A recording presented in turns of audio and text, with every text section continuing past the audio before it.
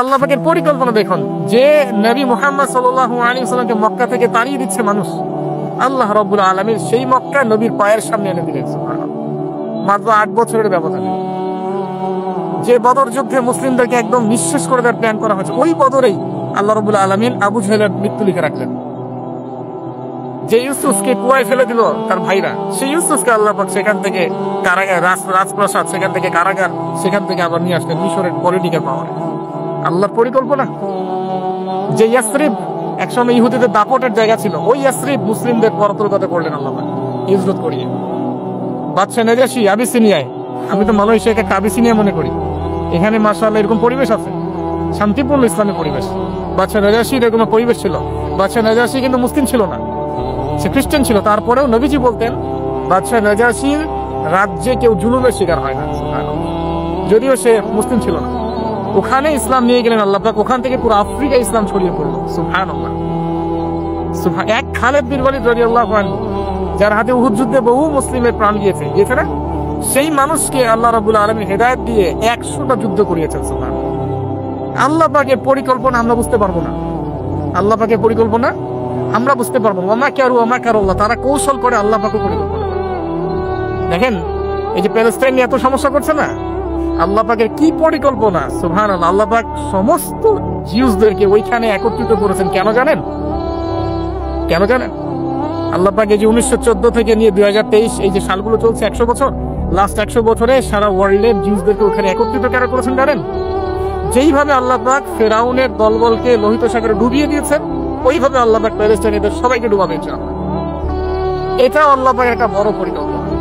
এটা ওরা বুঝতে পারছে না, কিন্তু সময় সাক্ষী দেবে ইনশাআল্লাহ। দেখে নিন, আমরা 100% হলফ করে বলতে পারি এটা হবেই ইনশাআল্লাহ।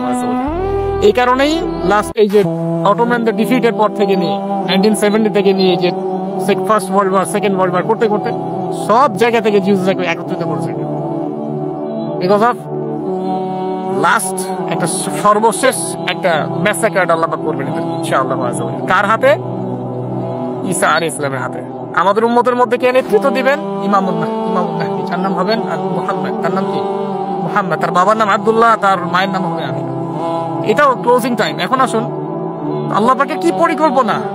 যৌবন কালটা আল্লাহ পাক মুসা আলাইহিস সালামকে ফিরআউনের ঘরেই কাটালেন, এবং আল্লাহ পাক মুসা আলাইহিস সালামকে দুটো গুণাবলী দিয়ে বড় করলেন। দুটো গুণাবলী মনে রাখবেন। এক হচ্ছে কওয়ী, তিনি শক্তিশালী ছিলেন, ফিজিক্যালি অনেক শক্তিশালী ছিলেন। আমিন মানে বিশ্বস্ত ছিলেন, কওয়ীউল আমিন।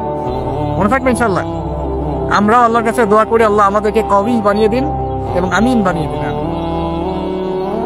এবার যৌবনে উপনীত হয়েছেন, টকবকা রক্ত, বাইরে বের হয়েছেন। বাইরে বের হয়ে দেখছেন যে দুজন ব্যক্তি লড়াই করছে, রাজুলান ইয়াকতাতুলান, দুজন ব্যক্তি মারামারি করছে। একজন মিন শিয়াতি, তার বনু ইসরাইল কওমের মধ্যে, আরেকজন হচ্ছে আদুবি, তার শত্রুর মধ্যে।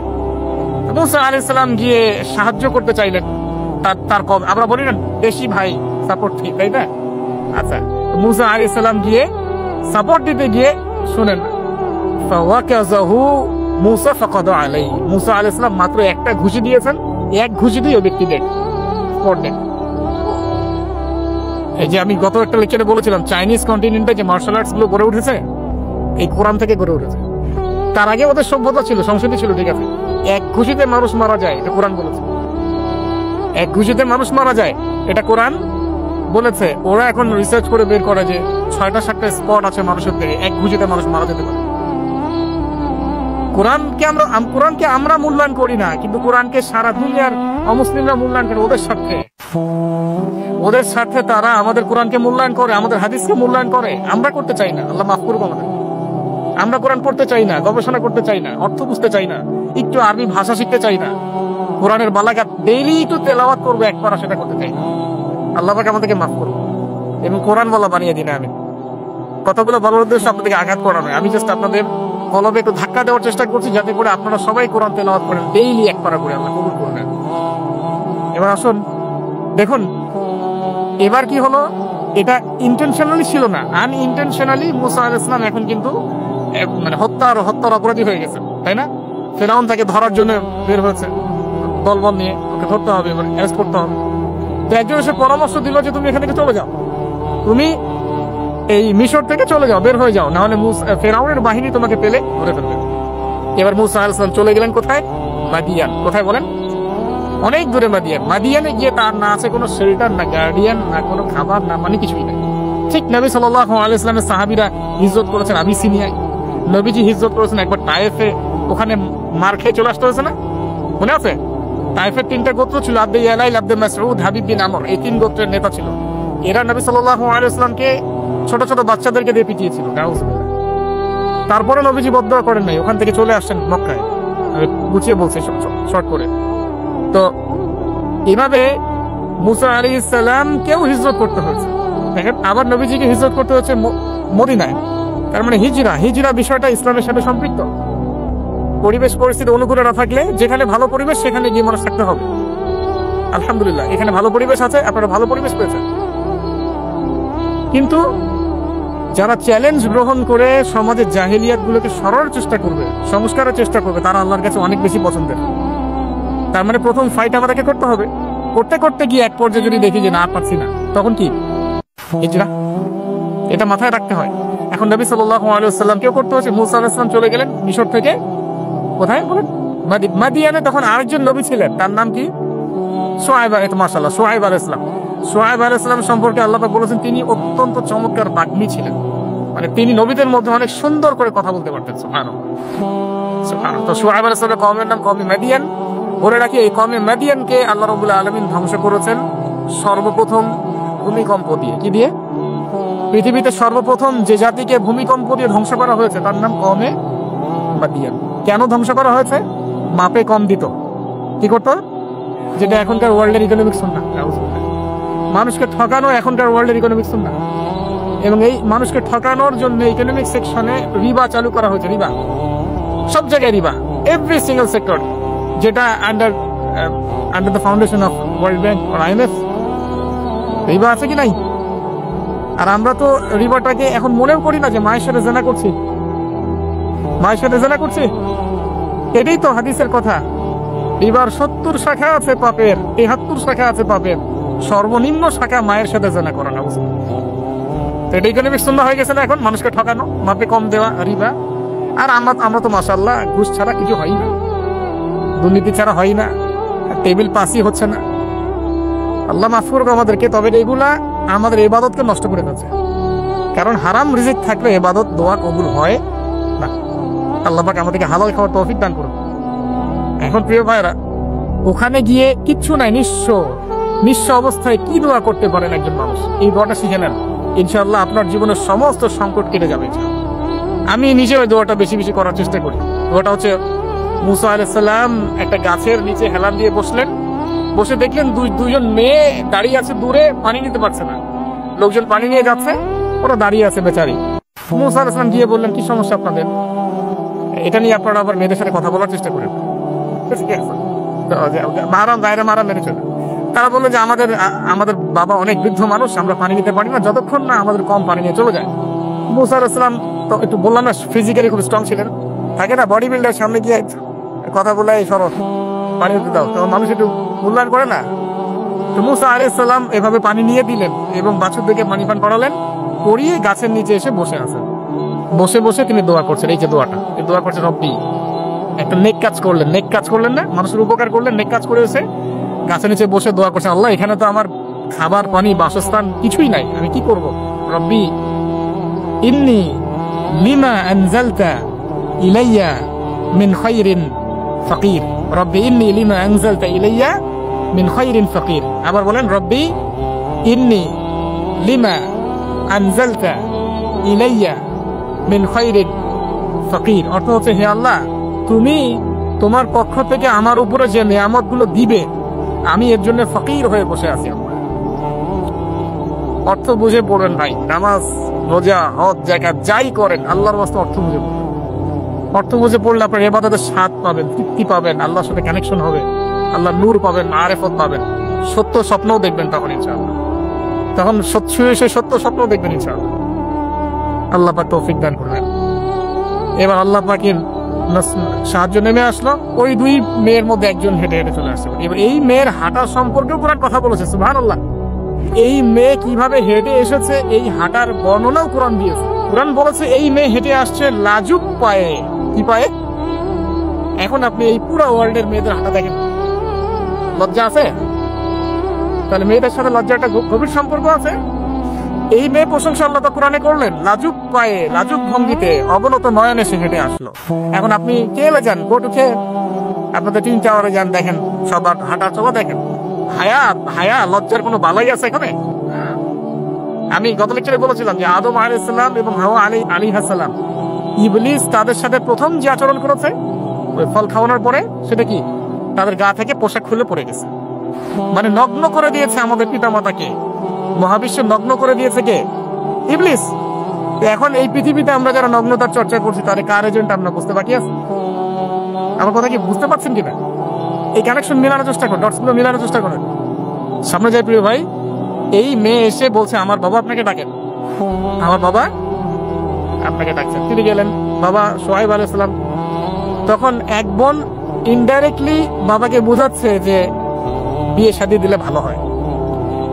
এক বোন বলছে যে আপনি তো তাকে পুরস্কৃত করতে চাচ্ছেন, তাহলে এরকম কহিও না, আমি একজন মানুষকে সবচেয়ে ভালোভাবে পুরস্কৃত করা যায় তার যথাযোগ্য প্রতিদান দেওয়ার মধ্য দিয়ে। তো মেয়ের ইশারা বাবা বুঝেছেন, তিনি নিজের এক মেয়ের সাথে মুসা আলাইহিস সালাম বিয়ে দিলেন। সুবহানাল্লাহ। তবে শর্ত দিলেন, দেনমোহর কি? মোহর তো নাই। মোহর কি এবার? মোহর হচ্ছে 8 বছর তোমাকে আমার ফার্মে কাজ করতে হবে। এটা আগেকার একটা স্টাইল ছিল, সুন্নাহ। এটা এখন নাই, যদিও আগে এরকম ছিল যে দেনমোহর দেওয়ার জন্য এই একটা পদ্ধতি ছিল। যেমন ইয়াকুব আলাইহিস সালামের ক্ষেত্রে এরকম 7 বছরের কথা আসছে, তিনি 7 বছর তার শ্বশুরের ফার্মে কাজ করেছেন। এটা নতুন ছিল না ওই সময়, এটা কমন ছিল। এখন যেমন আমাদের দেশে কমন 10 লাখ টাকা মোহর হবে, 10,000 টাকা দিব, বাকিটা সব বাকি, তাই না? এরকম আর কি কমন কিছু বিষয় থাকে। আস্তাগফিরুল্লাহ, মাফ করুক। বলবে দাসরথে, বলবে আমাকে মাফ করে দাও। শুরুতেই নিজের গায়রথহীনতার পরিচয় দিল। আবার এদিকে শ্বশুরের কাছে মাশাআল্লাহ মোটা অঙ্কের ডোনেশন নিতে চাচ্ছে, যৌতুক। বিয়ে আমাদের ওখানে মাশাআল্লাহ মানে কেনা বেচা, মেয়ে বিক্রি করতেছে আর ছেলে কিনতেছে। এবার 8 বছর পূর্ণ করা হলো, তিনি আরো 2 বছর 10 বছর পূর্ণ করলেন। এই 10 বছরে মুসা আলাইহিস সালাম নবী পরিবেশ পেলেন, অভিভাবক পেলেন, স্ত্রী পেলেন, প্রেমময়ী সন্তান ইত্যাদি সবকিছু। এবার আল্লাহ রাব্বুল আলামিন তাকে মিশরের দিকে যাওয়ার যে সময়টা এখন হয়ে গেছে, 10 বছর হয়েছে, মিশরে যেতে হবে। যাওয়ার পথে স্ত্রীর প্রসব বেদনা উঠেছে। তখন মুসা আলাইহিস সালাম আগুন খুঁজছেন। আগুন কি খুঁজছেন ভাই? আগুন খুঁজতে তুর পাহাড়ের ওখানে গিয়ে দেখছেন যে আগুন গাছে জ্বলছে, সবুজ পাতার উপরে আগুন। তিনি অবাক। এই সময় আওয়াজ আসলো, বিসমিল্লাহির রহমানির রহিম, ইন্নী আনা রাব্বুক ফাখলা'না আলাইক ইন্নাকা বিল ওয়াদিল মুকদ্দাস তুয়া। মুসা, ইন্নানি আনা আল্লাহ লা ইলাহা ইল্লা আনা ফা'বুদনি ওয়া আকিমিস সালাতা লিযিকরি। মানে এখানে অনেকগুলো কথা আছে, সূরা তাহার মধ্যে আছে। আওয়াজ চতুর্দিক থেকে ভেসে আসলো। মহান আল্লাহ রব্বুল আলামিন তার শান অনুযায়ী, তার ইজ্জত অনুযায়ী তিনি যেভাবে কথা বলেন সেভাবে মুসা আলাইহিস সালামের সাথে কথা বললেন। আল্লাহু আকবার। বলেন, ইয়া মুসা, হে মুসা, ইন্নানি আনা আল্লাহ, নিশ্চয়ই আমি আল্লাহ, লা ইলাহা ইল্লা আনা, আমি ছাড়া কোনো ইলাহ নাই, ফা'বুদনি, তুমি আমার ইবাদত করো, ওয়া আকিমিস সালাতা লিযিকরি, আমার ইবাদতের জন্য সালাত কায়েম করো, আমার জিকিরের জন্য সালাত কায়েম করো, আমার স্মরণের জন্য সালাত কায়েম করো। ফাখলা'না আলাইক, তোমার জুতা খুলে ফেলো, ইন্নাকা বিল ওয়াদিল মুকদ্দাস তুয়া, তুমি তুয়া উপত্যকায় আছো, পবিত্র তুয়া উপত্যকায় আছো। আদব শেখানো হলো। এভাবে অনেক কথোপকথন হলো। নবী মুসা আলাইহিস সালাম ভয় পেয়ে গেলেন এবং আল্লাহ পাক আরো কথা বললেন, ওয়ামা তিলকা বিয়ামিনিকা ইয়া মুসা, তোমার ডান হাতেটা কি? মুসা আলাইহিস সালাম বলছেন, ক্বালা হিয়া আসায়া তাওয়াক্কালু আলাইহা ওয়া আহুসসু বিহা আলা গনামি ওয়া লিয়া ফিহা মাআরিব উখরা। এটা তো আমার লাঠি, এটা দিয়ে আমি গালপালা পারি, আমার যে গবাদি পশু চড়াই। আল্লাহ পাক বলছেন যে ছুঁড়ে মারো, আলকিহা ইয়া মুসা, ছুঁড়ে মারো। ফালকাহা, ছুঁড়ে মারলেন, ফাইদা হিয়া হাইয়াতুন তাসা, এবং এটা ছোটাছুটি শুরু করলো, বড় একটা সাপ হয়ে গেল। সুবহানাল্লাহ। এগুলো কোনো গাল গল্প নয়, এগুলো আল্লাহ রাব্বুল আলামিনের মুআজিজাতুল কুবরা, এটা বড় মুআজিজা। তিনি পিছনের দিকে দৌড়ানো শুরু করলেন সাপ দেখে, খায়ফা ইয়াতারাক্কাব, মানে ভয়ে দৌড়ানো শুরু করলেন। আল্লাহ পাক বলছেন, লা ইয়াখাফু আলাইনা আল মুরসালিন, আমার কাছে রাসূলগণ ভয় পায় না, তুমি ভয় পেও না, তুমি ওটাকে ধরো পিছন থেকে, সেটা আবার লাঠি হয়ে যাবে। পিছন থেকে হাত দেওয়া হলো, লাঠি হয়ে গেল। সুবহানাল্লাহ।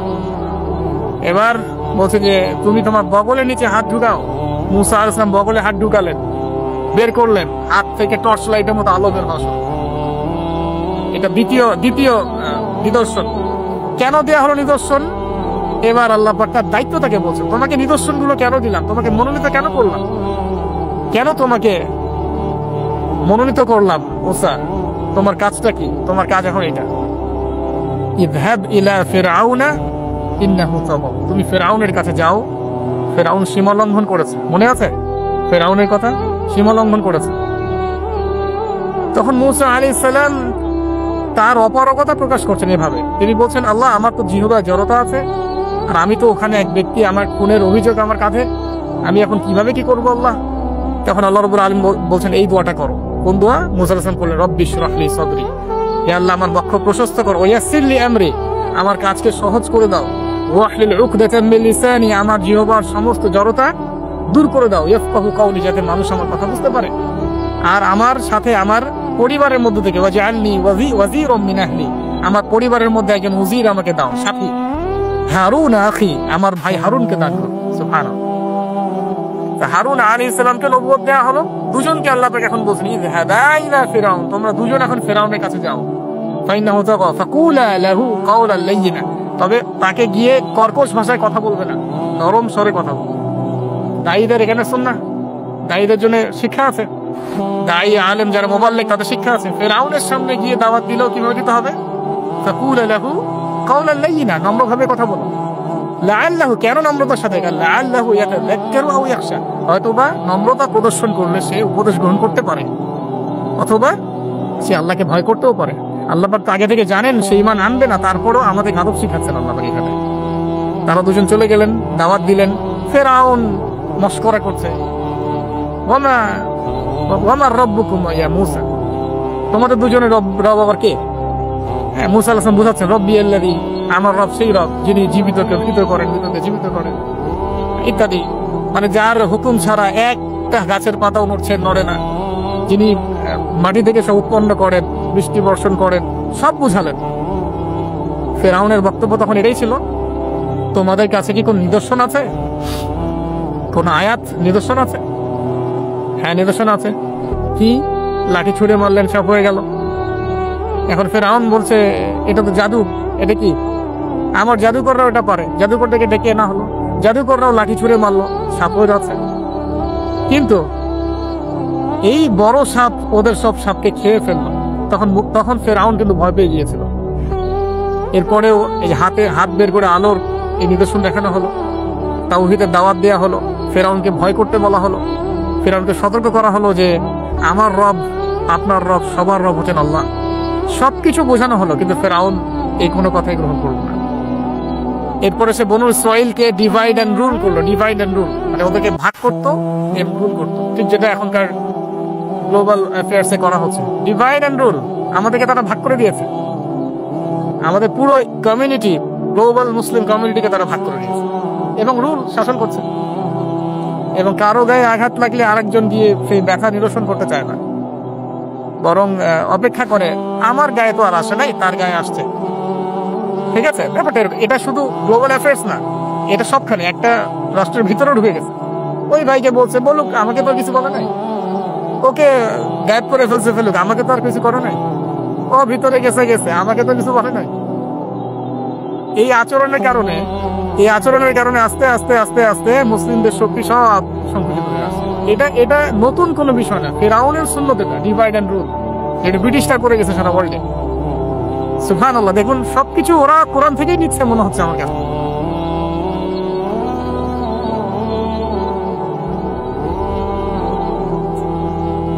এখন একটা দুইটা না, নয়টা পরীক্ষা ফিরআউনকে করা হলো।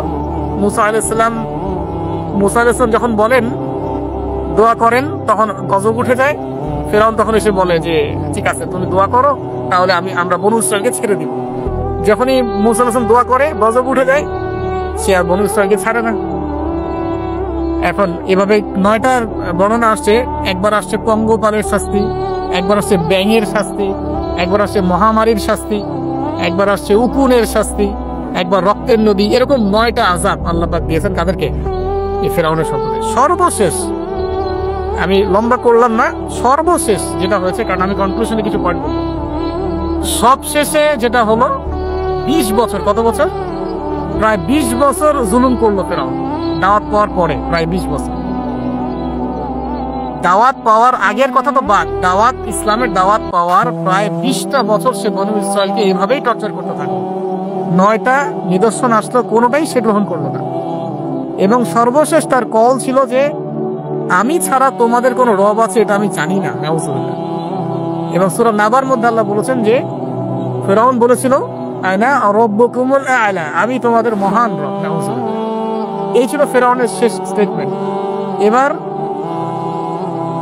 মুসা আলাইহিস সালাম বনু ইসরায়েলকে নিয়ে চলে যাচ্ছেন মিশর থেকে। ফেরাউন দলবলে ধাওয়া করছে, সামনে সাগর আর পিছনে ফেরাউনের বাহিনী। মুসা আলাইহিস সালাম এখানে বনু ইসরায়েলকে নিয়ে একটা রিম রক বলি আমরা, যেটা পাহাড়ে উঠতে সামনে যেতে না পারে, পিছনে যেতে না পারে, এরকম একটা অবস্থা। এই সময়ে ফেরাউনের মুসা আলাইহিস সালামের গোত্রের কিছু মানুষ বলেছিল যে ইয়া মুসা ইন্না লামুদরাকুন, হে মুসা আমরা তো ধরা পড়ে গেলাম, আমরা মনে হচ্ছে ধরা পড়ে গেলাম। এই অবস্থাতে মুসা আলাইহিস সালাম বলেছিলেন, একটু বোঝার চেষ্টা করেন, পিছনে ফেরাউনের বিশাল বাহিনী, সামনে সমুদ্র, যাওয়ার কোনো জায়গা নাই, একদম কোনো জায়গা নেই, খালি চোখে কোনো জায়গা দেখা যাচ্ছে না। ওই সময় খালি চোখে, বাহ্যিক চোখ দিয়ে কোনো উপায় দেখা যাচ্ছে না। বাহ্যিক চোখে ওই সময় কোনো উপায় দেখা যাচ্ছে না নিষ্কৃতির, নাজাতের। ঠিক এখন সারা ওয়ার্ল্ডে বাহ্যিক চোখে মুসলিমদের নাজাতের কোনো পথ দেখা যাচ্ছে না। বাহ্যিক চোখ দিয়ে কি করবে মুসলিমরা? খালি পড়াশোনা করবে, না কমিউনিটি করবে, না জিহাদ করবে, নাকি তাগুতের এগেইনস্টে লড়বে? কি করবে মুসলিমরা? নাকি সারাদিন বসে বসে মসজিদে তাসবিহ টিপবে আর নামাজই পড়বে? কি করবে মুসলিম? বাহ্যিক চোখ দিয়ে এখানেও কোনো ফয়সালা দেখা যাচ্ছে না। তখন আল্লাহ রাব্বুল আলামিন মুসা আলাইহিস সালামকে একটা পরীক্ষা নিলেন। একজন বলছে ইন্না লামুদরাকুন, আমরা ধরা পড়ে গিয়েছি।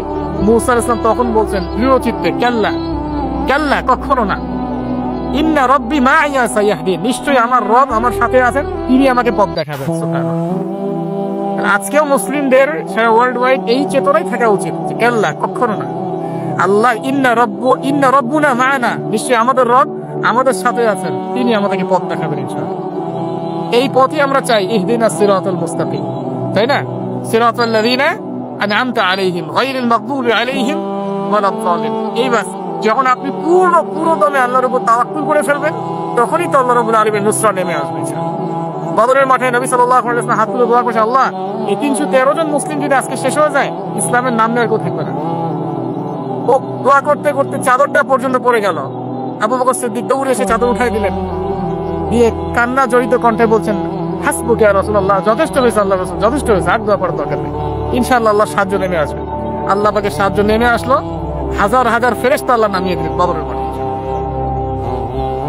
আপনি দেখুন যে সুবহানাল্লাহ, নবী সাল্লাল্লাহু আলাইহি ওয়াসাল্লাম হিজরত করছেন আবু বকর সিদ্দিককে সাথে নিয়ে, মনে আছে গারে সওরের ঘটনা, সবাই ঘিরে ফেলেছে, এমনকি নিচ থেকে উপর ওদের পা দেখা যাচ্ছে। আবু বকর সিদ্দিক বলছেন যে ইন্না মুদরাকুন, আমরা ধরা পড়ে গেলাম ইয়া রাসূলুল্লাহ।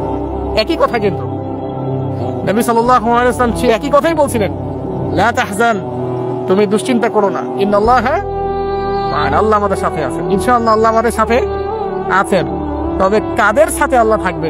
যারা নামাজ পড়ে না, যারা নামাজ পড়ে না, যারা তাওহীদ শিখে না, সুন্নতের উপর আমল করে না, যারা রিবা খোর, যারা মাদক দ্রব্য সেবন করে, জিনা করে, পর্নোগ্রাফি দেখে, যে বেপরদায় চলে, এদের সাথে আল্লাহ থাকবেন। আমরা যদি আমাদের অবস্থান উন্নত করতে না পারি, আমাদের দ্বারা উম্মার বিজয় হবে না, ফুল স্টপ। আমরা যদি আমাদের অবস্থান উন্নত করতে না পারি, মানে এই যুগের আবু বকর, ওমর, ওসমান, আলী হতে না পারি, আমাদের দ্বারা বিজয় হবে না। আপনি যত টাকা ঢালেন না কেন, যত বড় সংগঠন করেন না কেন, যত পলিটিক্যাল অ্যাফেয়ার্স ডিল করেন না কেন, যতক্ষণ এ যুগের আবু বকর, ওমর, ওসমান, আলী আমরা হতে না পারছি, আমাদের হাতে বিজয় আসবে। প্রথম কাজটা এখানে ভাই, প্রিয় ভাইরা, রাগ করছে নাকি কথায়? আমাদের প্রথম কাজটা এখানে, ফ্যান্টাসির কোনো মূল্য নেই এখন। I wash, show down, show off, fantasy, online page, কিচ্ছু নাই। বিশ্বাস করেন না, কিচ্ছু না, কিচ্ছু হবে না এগুলো দিয়ে।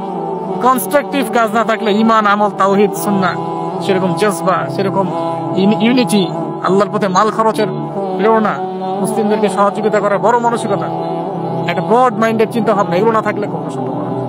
এখানে সাহায্য নেমে আসছিল না? ওই গারে শহরে কি তারা ধরা পড়েছিলেন?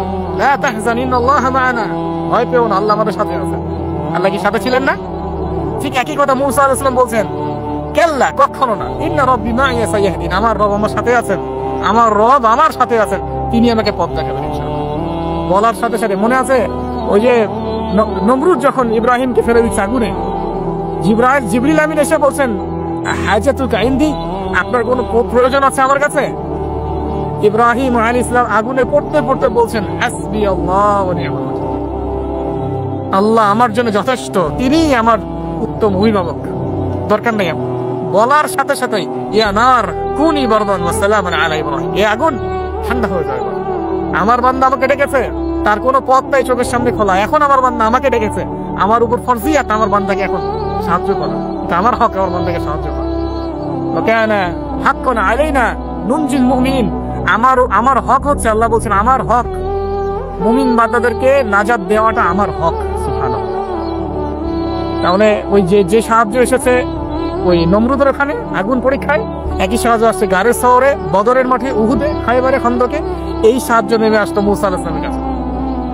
কি সাহায্য? লাঠি ছুঁড়ে মারো, 12টা, একটা দুটা 12টা রাস্তা হয়েছে সাগর ভাগ। এটা কি আসলেই পসিবল? এখনকার সায়েন্স কি এটাকে পেনিট্রেট করতে পারবে? আমরা তো সায়েন্সকে ইলা বানিয়ে নিয়েছি। ও যখন কিছু বলে হ্যাঁ, আমরা বলি হ্যাঁ, ও বলে না, আমরা বলি না। বিশ্বাস করেন?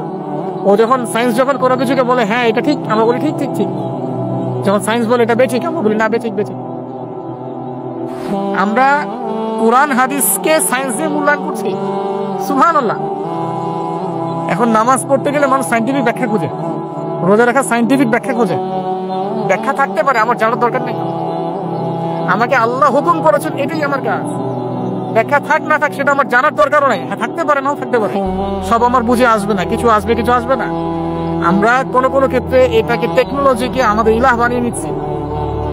আপনি বিশ্বাস করেন, আমি আল্লাহর কসম করে বলছি, আজকে যদি নাসা বলে যে পৃথিবী থেকে লক্ষ কোটি আলোকবর্ষ দূরে একটা গ্রহের সন্ধান পাওয়া গেছে, ওখানে হুর পড়ি আছে, সোনা দানা আছে, মাটি হচ্ছে মিশকের আম্বরের, এই সেই, মানুষ বিশ্বাস করবে হ্যাঁ এরকম কোনো গ্রহ থাকতে পারে? বিশ্বাস করবে কিনা? অনেস্টলি বলেন। আল্লাহ পাক কোরআনে 1400 বছর আগে বলেছেন, তার আগের ধর্মগ্রন্থেও বলেছেন জান্নাত আল্লাহ সৃষ্টি করেছেন। মানুষ বিশ্বাস করে না। নাস্তিকরা বলে, টিটকারি মারে নাস্তিকরা, মৌলবাদীরা, মোল্লারা কি বলে, এই যুগে এগুলো বিশ্বাস করে মানুষ? নাউযুবিল্লাহ। নাসা যদি বলে বহু দূরে একটা গ্রহ আছে, বিশাল বড়, ওখানে একটা পাথর ফেললে নিচে যেতে 70,000 বছর সময় লাগবে, মানুষ বলবে হ্যাঁ এমন কোনো গ্রহ থাকতে পারে? নাম দিয়ে দিবে একটা XYZ dot dot dot dot, দিল একটা কিছু, এরকম নাম হয় না? KLR কি নাম দিয়ে দিবে একটা। তো আল্লাহ পাক জাহান্নামের কথা বলছেন, মানুষ বিশ্বাস করে না। প্রিয় ভাইরা, এই জায়গায় সায়েন্স ব্যাখ্যা করতে পারবে না। 12টা রাস্তা হয়ে গেছে, 12টা গোত্র পার হয়ে গেল।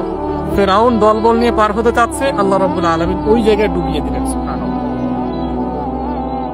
ডোবার সময় ফেরাউন ঈমান এনেছিল, এটা অনেকে আমরা জানি না। কিন্তু ডোবার সময় ফেরাউন বলছে আমানতু বিরাব্বি হারুন ওয়া মূসা। এই জায়গা থেকে আমি কনক্লুশনের দিকে যাব, একটু মনোযোগ দিন। ফেরাউন বলছে আমানতু বিরাব্বি হারুন ওয়া মূসা, কখন বলছে? ডোবার সময়। ওই সময়ে ফেরেশতারা তার মুখে কাদা নিক্ষেপ করছিলেন, এর হাদিস আসছে। কারণ কাফের, ফাসিক, জালেম, এরকম মুনাফিক মউতের সময় ফেরেশতারা মুখের উপরে প্রচন্ড জোরে আঘাত করতে থাকে। আল্লাহ আমাদেরকে হেফাজত করুন। পিছের পিছনে, চেহারায়, কপালে। সূরা মুহাম্মদ পড়ে দেখুন, ইয়াদরিবুনা উজুহাহুম ওয়া আদবারাহুম। ফেরাউনকে এই কাজ করা হচ্ছিল, কিন্তু তখনও জিবরিল আমিন, তখনও তিনি একটু কনসিয়াস, যদি এখন আল্লাহ তার তওবা কবুল করে ফেলে। সুবহানাল্লাহ। তাহলে আমরা কেন তওবা করতে দেরি করছি? আজকে থেকে জীবনটাকে ঢেলে সাজাবো ইনশাআল্লাহ। আল্লাহ তৌফিক দান করুন। নিজের জীবন, নিজের ছেলে মেয়েদের জীবন, নিজের পরিবারের জীবন, আমাদের সমাজের জীবন, এবং বড় স্বপ্ন দেখবো, আল্লাহর জমিনে দিন কায়েম করব, তারপর মরবো ইনশাআল্লাহ। আল্লাহ কবুল করুন, আমিন।